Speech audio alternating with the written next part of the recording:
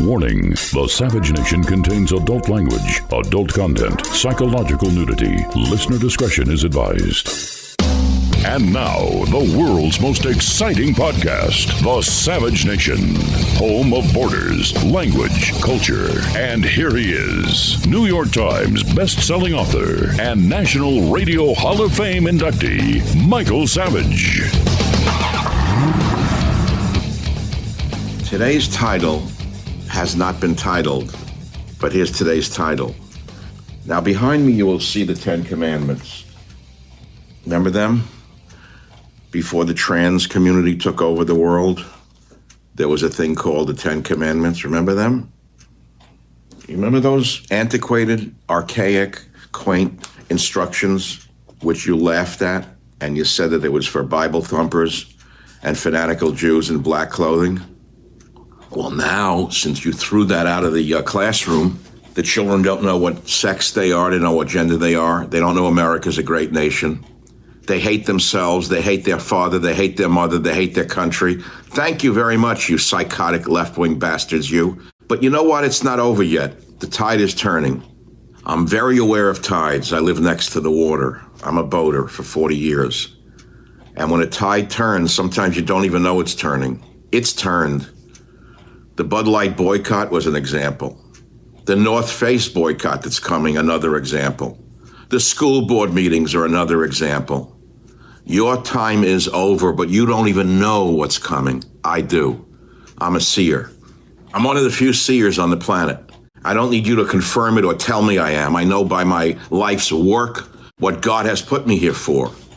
Now, today's title, I didn't even tell you what it was. I'm going to paint with a broad brush for you, a little art class, and then I'm going to paint with a fine brush for you for the fine detail work.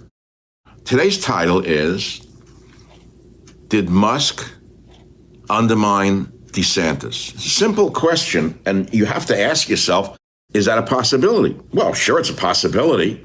I'm not the only one questioning why such a major platform as Twitter would go awry during the announcement by DeSantis of his presidential campaign. Well, first of all, why did DeSantis choose Twitter as a place to announce his campaign? Question one. Two, let me start again so you understand where I'm coming from. I greatly admire Elon Musk. I think he's one of the great men of our time. No question. I don't need your concurrence whether he is or not. He is, period. End of story. He's a combination of Edison, Tesla, Ford, and other great Americans. But he's so close to you right now, most of you cannot see how great a man he really is. Because he's in flesh and blood. He's not a portrait or a statue. And the level of jealousy amongst losers who've done nothing in their life or are trying to tear society down is so great in the media that you can't even understand how great a man can be. I've faced it all my life, and I'm a great man. And I'm telling you that. I'm not humble. No, I'm not going to tell I'm nothing. No, I am a great man. And I will tell you something. I was put here for a reason. I wouldn't be here all these years. There's a very powerful, powerful day for Jewish people who are in tune with their own religion and their own teachings. It starts tonight. It's called Shavuos or Shavuot. What is it? It is the day that God gave the instructions to man for planet Earth on Mount Sinai. The Ten Commandments were given to Moses on Mount Sinai on a day celebrated in the Jewish calendar as Shavuot. One of the great holidays that's not known by most Jewish people and laughed at by the atheists who don't know their own sex, their own gender. They don't know the great country they live in. They've never been in a bad world. They've never been punched in the face by a psychotic, pushed onto a subway track. So they take the side of the pusher instead of the Marine who saved people from the pusher. That's how sick the country is today. This country is almost terminal in terms of mental illness. And whether it can come back is a question that remains to be seen. So why would DeSantis choose Twitter to launch his campaign is the first question. Secondly, did Musk undermine DeSantis to make him look like a buffoon? Why would I say that? And I admire both men. I want to tell you that right now. This does not mean I'm not loyal to the great man called Donald Trump. See, you people, you Trump lovers have become so psychotic in your worship of a man that you've forgotten that this is about a nation, not about a man. But that's a topic for another day. I don't worship any man. Let me tell you that right now. I have only one worship on the planet. That's the man upstairs. It's not you, it's not Musk, it's not DeSantis, it's not Trump. So somebody up there who runs the show, Shavuos, Jewish holiday that you never heard of. It's only the fanatical Jews in black that tell us these things. It's the day, you ready how it's recorded? Shavuot, a major festival celebrating an event so important that the world would be an entirely different place without it.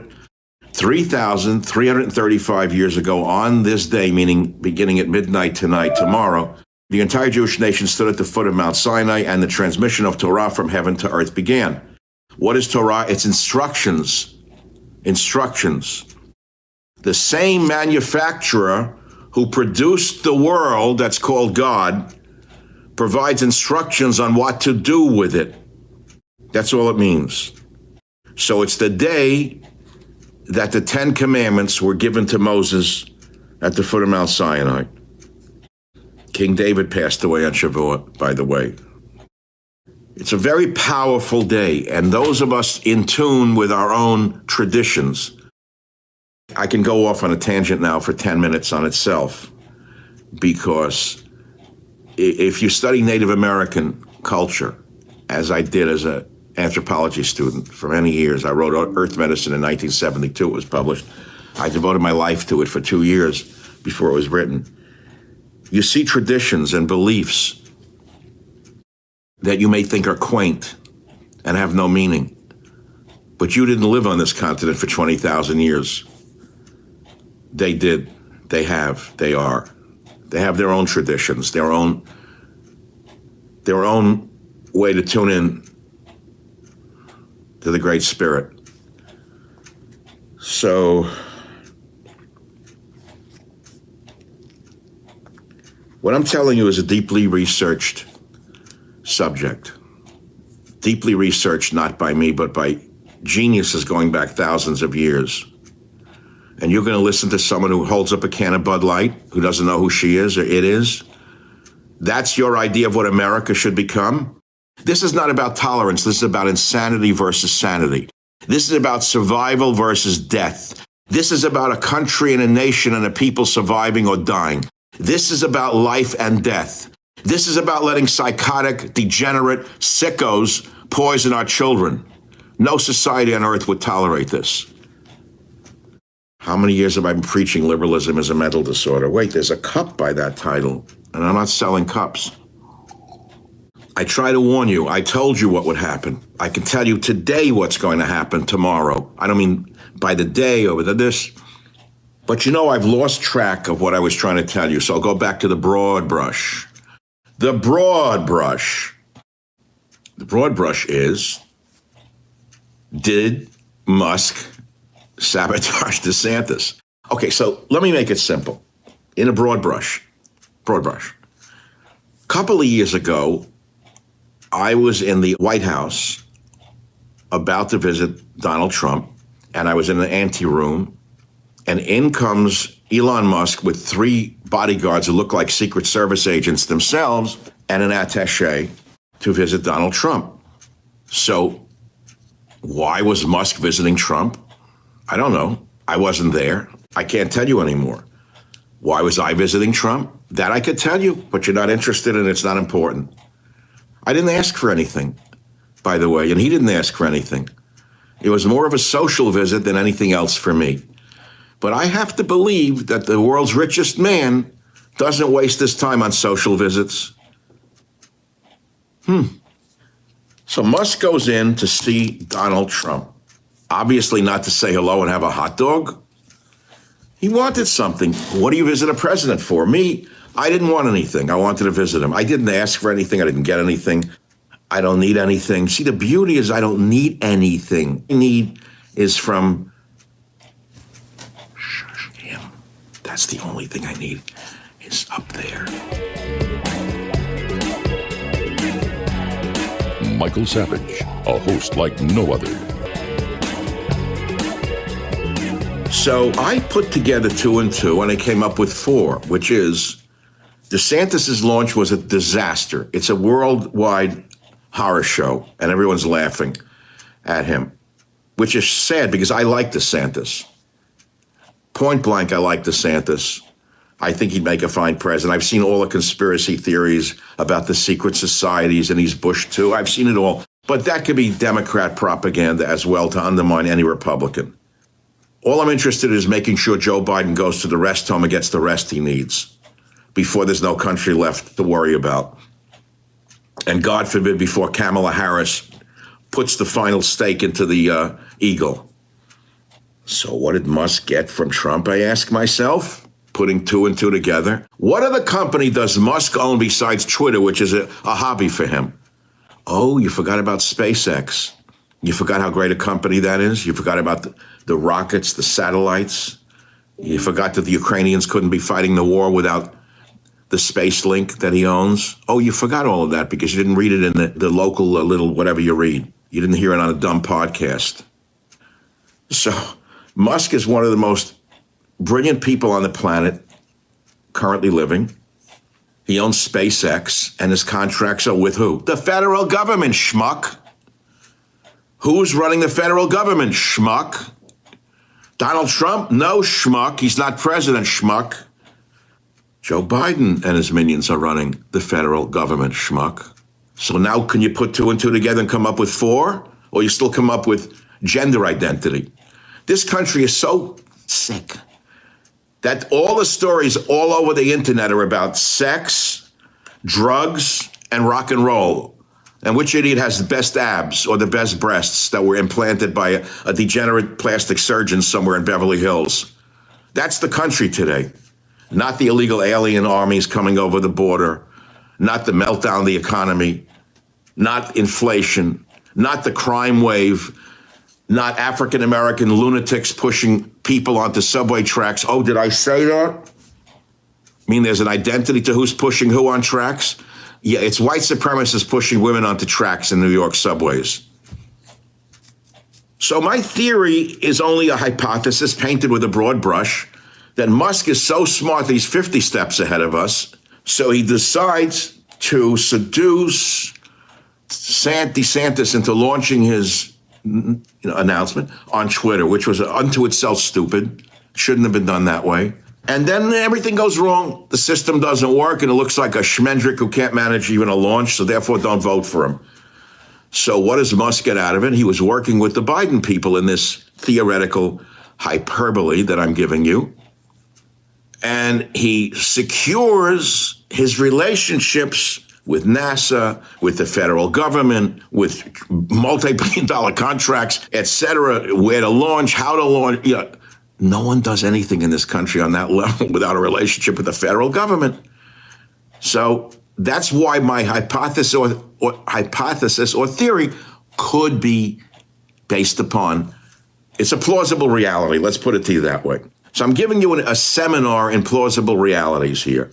On the day before Shavuos, the day that God gave the 10 Commandments to Moses on Mount Sinai. So consider this your pre-Shavuos revelation by Moses Savage. Michael, I'm named for Moses. I'm a descendant of Moses. I'm 100% descendant from Moses. No question about it. I have a spark of the divine in me. I don't need you to confirm it. Do I need random people on Twitter or Facebook or Instagram or the mockers out there who smear themselves in feces at night with their friends to tell me what I am? Do I need the losers of the world on social media who have let cities like San Francisco, which I once loved, turn into a veritable feces hole? There's feces all over the streets. The businesses are dead. They drove everyone out because they let a corrupt monster like Feinstein and Pelosi ruin the city. They let those two who could have saved us a long time ago are so blinded by their greed that they let the city that they love disappear in front of their eyes. I'm going to rely upon what they think of me to determine who I am? No. If I don't know who I am at my age, then I will never know. So am I perfect? Far from it. I am so flawed. then I'm human. I struggle every day to be a man. I struggle every day to be a full human. Every day is a struggle. As Henry Miller, one of the great authors, wrote, each day I wake up and 1,000 paths open before me. Which path do you want to follow today? You want to follow the one of the Bud Light, not knowing who you are, saying that's tolerance and liberal and good to let a freak like that destroy a company because the idiots they hired in the advertising world are freakish themselves? I know it very well. I have a very successful podcast and it's run by advertising. And the advertising is run by 20-something people who are like those who put a freak on Bud Light's can and is now destroying North Face. They determine what ads go to which podcast. You hear this? So the whole world of commerce is in the hands of a bunch of know-nothings, in plain English. And you wonder why things are melting down. You wonder why children are confused. I don't wonder. I know what's going on. So this is a reliable podcast right now based on deep research and deep knowledge and insight and also ancestral harmonies that cannot be described. And I think I've said all I want to say. So Target, North Face, Bud Light, you name it. One brand after another destroyed by the 20-something idiots in advertising and publicity who advise the people who run these companies how to capture the youth market, who are so stupid they don't know what their own sex is. So this is my seminar for you on the night before Shavuos, went all through the house. Not a creature was stirring, not even a mouse. So where does that leave us with the Trump-DeSantis feud? It could be, according to my theory, and I'll finish it up right now, that Musk is so smart that he knocked both of them out of the box at the same time. Some people can play a game that's so far beyond the average mind that we don't even see the game that they're playing, and we think they're not even playing a game. Musk launches DeSantis on Twitter. It's a disaster. But the couple of days before that, he says that he wants something like a calm person in the White House. Without exactly endorsing DeSantis, he knocks Trump as being deranged or unreliable and a little meshuggah. That was 2 days before. Then he launches DeSantis and undermines him. So what did he do? Joe is smiling, by the way. If Joe gets this tape, he's going to invite me to the White House for a polonium hot dog, but I'm not going. So who's the winner here? It's not Trump, because Musk basically gave him a little zets the other day. It's not DeSantis, who got undermined with the Twitter launch. So who is it? It's Joey! Because Musk does business with Joey. Now, since I figured this out as a plausible reality, and you'll deny it immediately as not real because you didn't read it on Vox or one of the other sites run by George Soros, the devil, I have nothing more to say. All right, that's the end of the story. There's nothing more to say, except there's a lot more to say. The Savage Nation. It's Savage on Demand. There's a lot more I want to say, and I feel it so strongly in me today, so strongly in me. I've just given you a reliable, deeply researched insight into what possibly could be happening in the upcoming election. And there's nothing more I can say about it. Take it and run with it. Call me Ahab if you want. You know, before we were on this continent, there were other people on this continent. And I've shown you this little statue before, this little clay head, Mesoamerican head, from somewhere in Central America. And you look at the carving very deeply. Looks like a lot of people coming over the border and a lot of people over here, descended from the Mayans or the Aztecs. I honestly don't know the derivation of this one. Maybe you do. But there were peoples here long before us. And if you live in a place for thousands of years, you get to know certain things. You can tune into a rock. Now, just because I'm a monotheist and believe in God does not mean that I don't understand the people who are tuned into deities. Why was I, an average kid from the Bronx, why was I drawn to spend so much time studying plants and plant medicines? And why did I write so many books on herbal medicine? How? It's so unusual for a person of my background. My father was a small merchant. I worked in the basement cleaning bronzes. I wrote about that. 2 years before the mast. It's like a Dickensian basement working with cyanide solution, cleaning statues. It was a little bit of Abraham and Isaac in that too. If those of you know the Bible, a little bit of Abraham and Isaac. A little bit of the knife to the neck from Abraham to this Isaac. I didn't know it then. Why would a kid be put in the basement of a store, work with toxic chemicals, cleaning bronzes for his father? The only other person who ever took the job was an alcoholic from the Bowery, who I came to like. He was a very smart guy, the alcoholic, incidentally. He's the one who taught me how to bend nails. I did that story in one of my books. Louis, they called him the drunk, but I got to know the drunk because I was the kid down there in the basement cleaning the bronzes because my father, I don't know, was trying to save money using child labor. I don't know, probably. I'll toughen you up. You'll go to work with me. I'll toughen you up. You'll clean the bronzes down in the basement. I don't want to do it, Dad. My friends are playing on Saturday. Yeah, well, you'll be in the basement. I don't know whether to thank him or hate him to this day. But it'd be like a father taking a kid out and hitting him a little bit, pushing him around, teaching him judo or karate, I guess, or boxing. I have an Italian friend whose father was a roughneck. Same thing. That's how they raised their sons.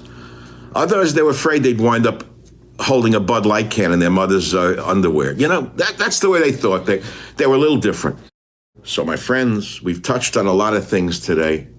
Some things that you will relate to on a temporal basis, which is, did Musk undermine DeSantis on purpose and get a threefer out of it? That is, he continues his deals with the federal government for SpaceX, great company, by the way. And he already undermined Trump by saying he's not stable 2 days before, and then he undermines DeSantis with a horrible rollout. That's all. It's called bowling, my friends. You throw it down the lane and you hit a strike, and that's all I have to say. And there's more tomorrow. If God is willing, I have a big day ahead of me today. I have a Newsmax show later today.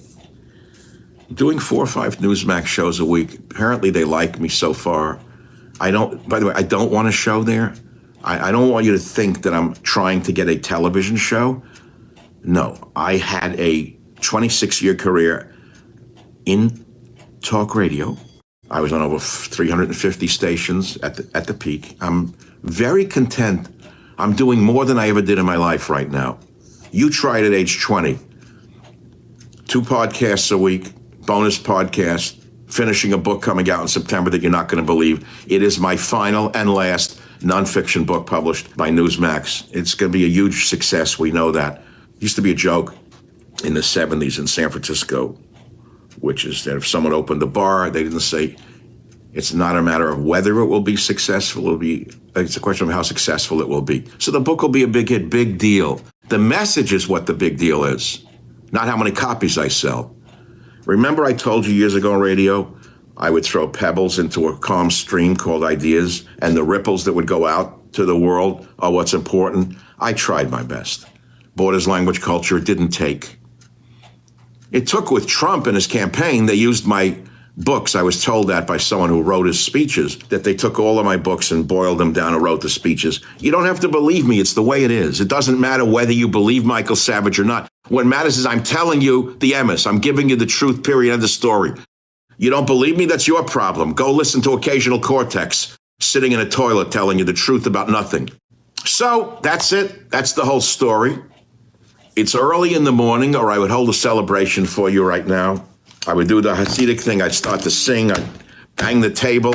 We would do a Farbrengen with some vodka and some food, but we're not doing it. It's early in the morning. I'm having coffee. I'm going to look at a new boat today.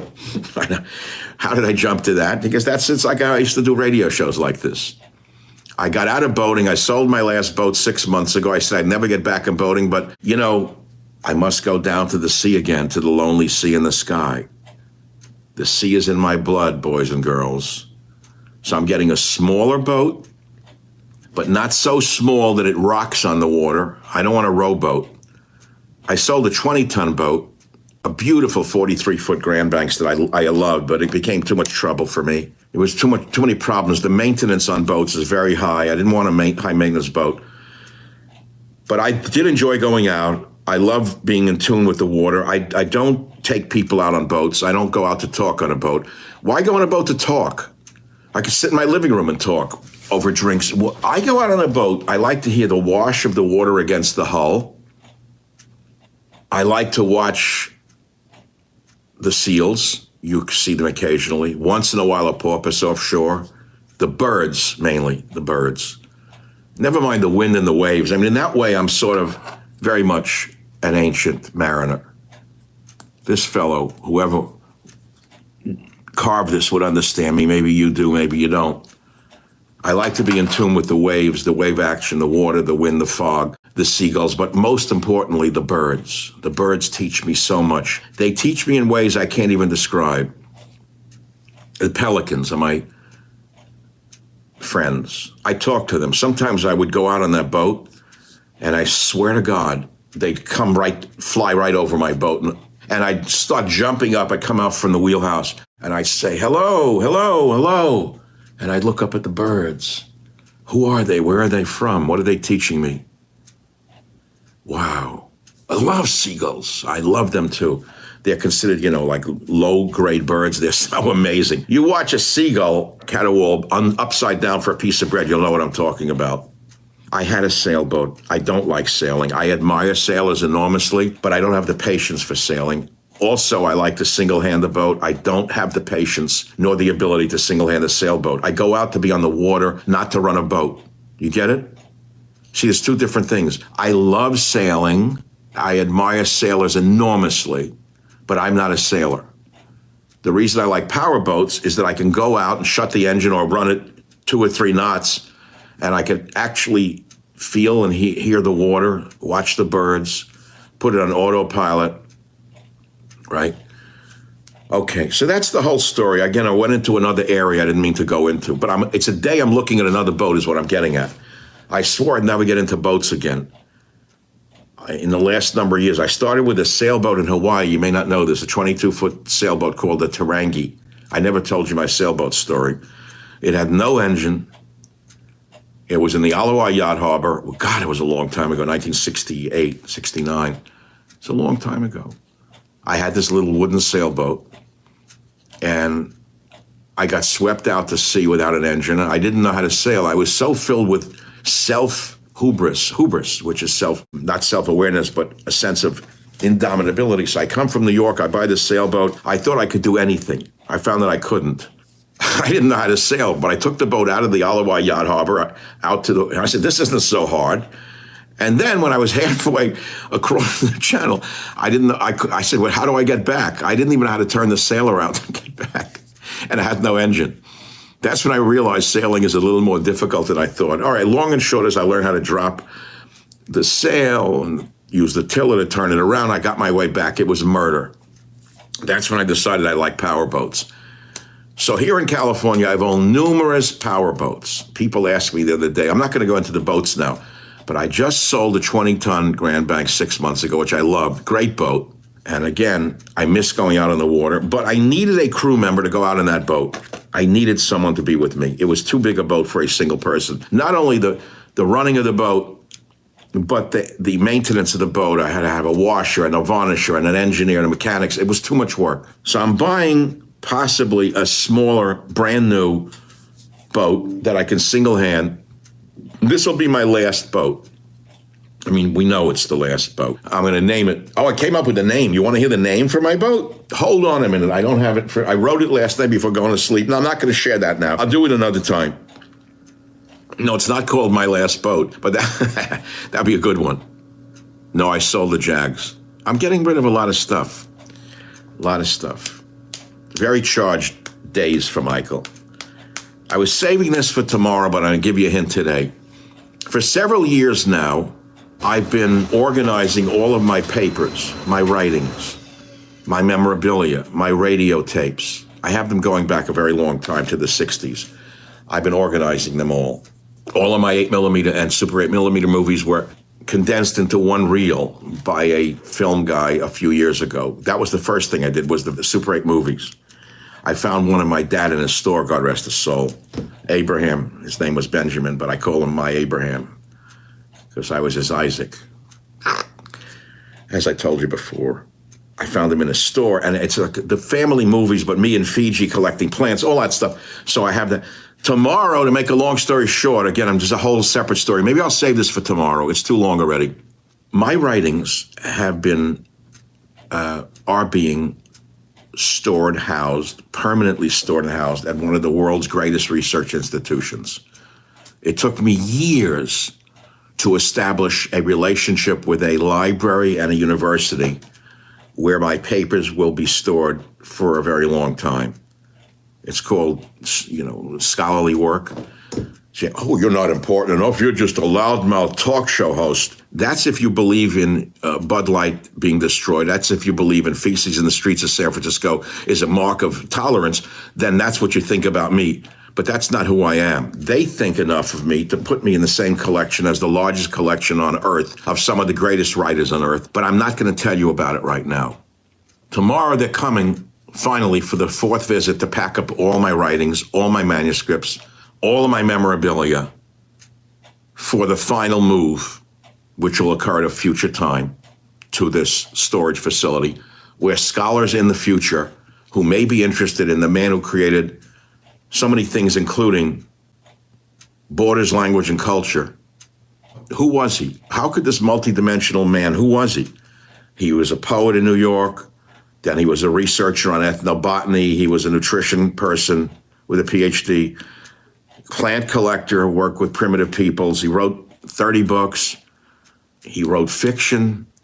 He wrote nonfiction.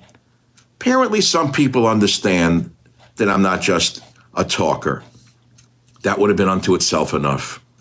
So I'm tired right now. I'm at the end of the road. I'm tired. I will tell you right now. It's not like a Martin Luther King. I've seen I've been in the mountain. I've looked. I'm not there yet. Sometimes I am. Sometimes I'm not. I'm pretty exhausted. It's allergy season. It's been the worst allergy season of my life. I'm a severe allergy sufferer, and this is the worst allergy season in history. Some days I can hardly move, and yet I get up and I do my shows. No one would know it. You look at my TV shows, nobody would know what I have to do sometimes to force myself to get up there and do my thing. But I do it. Why? Because otherwise I'm dead. I work, therefore I am. Do you know which philosopher wrote, I think, therefore I am? I changed a little bit to I work, therefore I am. I've been working since I'm a child, immigrant son and all that stuff. Rodin, the great sculptor who I admired my whole life, read his writings and he wrote, work is the only salvation. Teach that to the millions of illegal aliens that are being put into luxury hotels to live on the fat of the land. The next time some liberal moron tells you they all come here to work, they come here to work the system and suck this system dry and destroy us finally. I think, therefore I am. I work, therefore I am. I talk, therefore I am. End of story. Thank you for listening. Tomorrow is Shavuos. Tomorrow is Shavuos. And I had planned on doing this tomorrow. Maybe this is the Shavuos show. We'll see. The day that God gave the 10 Commandments, or the Torah, to Moses on Mount Sinai 3,335 years ago on this day, the entire Jewish nation stood at the foot of Mount Sinai and the transmission of Torah from heaven to earth began. That's tomorrow. Now, for those of you who mock and sneer, go have a can of Bud Light and go slide on feces in San Francisco because that's what you have created. That's your legacy, not mine. Thank you for listening. God is great. I'll be back tomorrow with God's will.